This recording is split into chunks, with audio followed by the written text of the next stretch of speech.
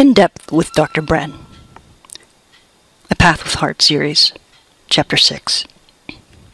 Turning Straw into Gold. Every spiritual life entails a succession of difficulties, because every ordinary life also involves a succession of difficulties. What the Buddha described as the inevitable suffering of existence. In a spiritually informed life, however, these inevitable difficulties can be the source of our awakening, of our deepening wisdom, patience, balance, and compassion. Like the young maiden in the fairy tale, Rumpelstiltskin, who is locked in a room full of straw, we often do not realize that the straw all around us is gold in disguise. The basic principle of spiritual life is that our problems become the very place to discover wisdom and love. As we follow a genuine path of practice, our sufferings may seem to increase because we no longer hide from them or even from ourselves. When we do not follow the old habits of fantasy and escape, we are left facing the actual problems and contradictions of our life. A genuine spiritual path does not avoid difficulties or mistakes, but leads us to the art of making mistakes wakefully, bringing them to the transformational power of our hearts.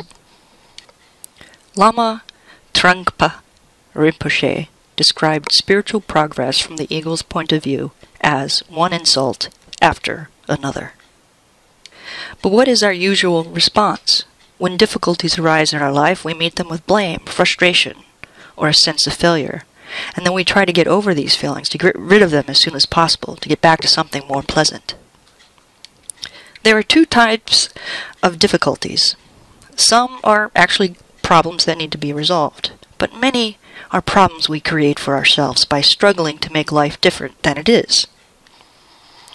Being caught up, if you will, in your own point of view, we lose sight of the larger and wiser perspective. When our circumstances don't fit our ideals, they become our conflicts. We imagine that we can change the world and then be happy. The Tibetan Buddhist tradition instructs all beginning students in a practice called making difficulties into the path. Very often what nourishes our spirit most is what brings us face to face with our greatest limitations and difficulties. Don Juan calls this becoming a spiritual warrior. Only as a spiritual warrior can one withstand the path of knowledge. A warrior cannot complain or regret anything. His life is an endless challenge, and challenges cannot possibly be good or bad. Challenges are simply challenges. The basic difference between an ordinary man and a warrior is that a warrior takes everything as a challenge, while an ordinary man takes everything as a blessing or a curse. It is in our difficulties that we can learn the true strength of our practice. At these times, the wisdom we have cultivated and the depth of our love and forgiveness is our chief resource.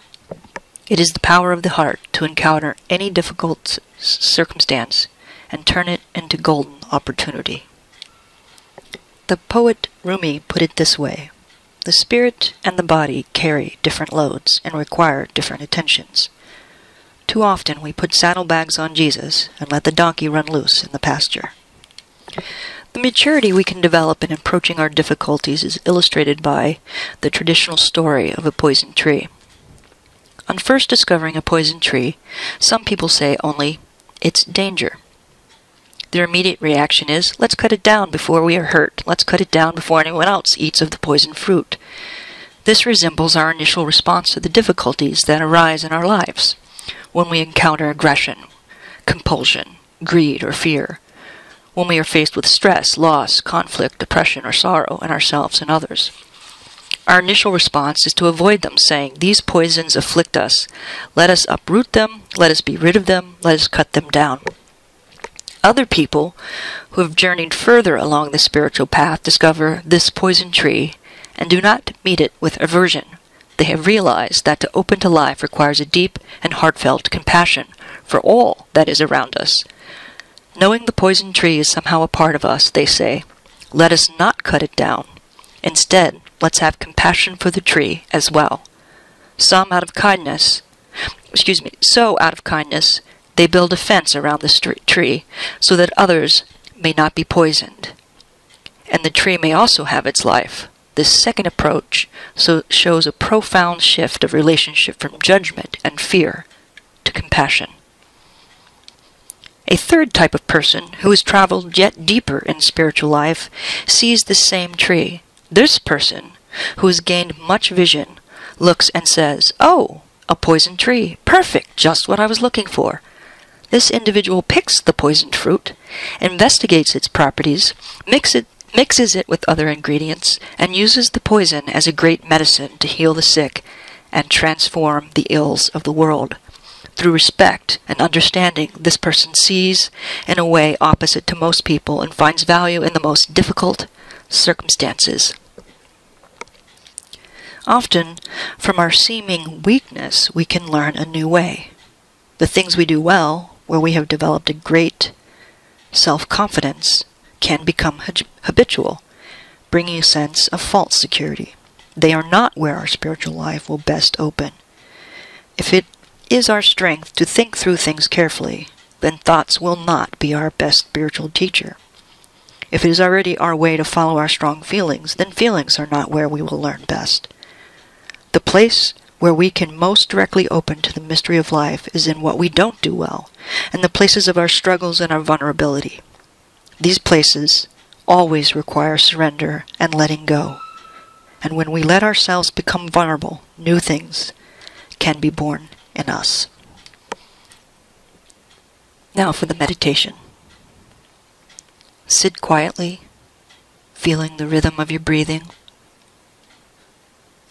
allowing yourself to become calm and receptive. Then think of a difficulty that you face in your spiritual practice or anywhere in your life.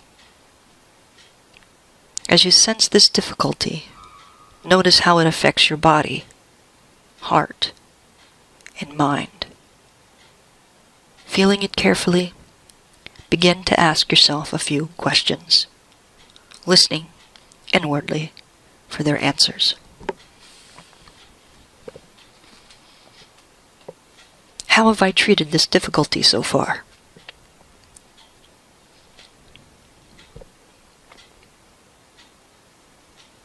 How have I suffered by my own response and reaction to it?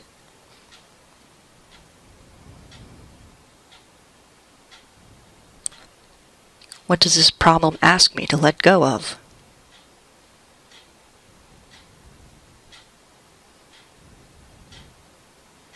What suffering is unavoidable is my measure to accept?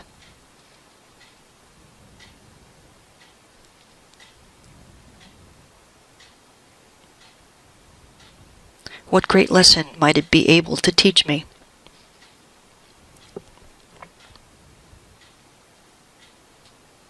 And what is the gold, the value hidden in this situation? And using this reflection to consider your difficulties, the understanding and opening may come slowly. Take your time. As with all meditations, it can be helpful to repeat this reflection a number of times, listening each time for deeper answers from your body, your heart, and your spirit. Thank you.